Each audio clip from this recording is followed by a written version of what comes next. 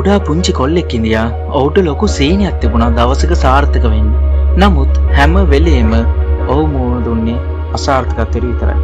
හැම දෙයකින්ම ඔහු අසාර්ථක වුණා. තරගයකින් අසාර්ථකයි, විභාගයකින් අසාර්ථකයි, හැම දෙයකින්ම අසාර්ථක වෙද්දී මිතුරෝ එයාට hina වුණා.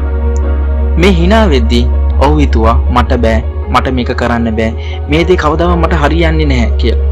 ඔහොම කියලා එයා පාර අයිනක වාඩි වෙලා අඬ අඬ ඉන්නකොට එතනින් වයසක මිනිහෙක් ආවා. ඒ වයසක මිනිහයා මේ කොල්ලගෙන් අහනවා මොකක්ද උනේ? ඒ විස්තර කිව්වට පස්සේ ඒ වයසක මිනිහයා කියනවා ඔයා කවදා හරි ගහක් දැකලා තියෙනවද? ඉතින් කොල්ල hina වෙලා ඔව් කියනවා. ඒ මිනිහයා කියනවා ගහක් වර්ධනය වෙන්න කලින් ඒක පොළොවේ යටට මුල් බස්සවනවා. පොළොවේ යටට මුල් දාලා ගහ ශක්තිමත් කරගන්නවා. ඒත් ඒක දකින්න කෙනෙක් නැහැ. ඒත් ඒක තමයි ගහේ ශක්තිය. ඉතින් ඔයාගේ අසාර්ථකත්වය කියන්නේත් ඔයා යටින් ශක්තියක් හදන කාලයක්.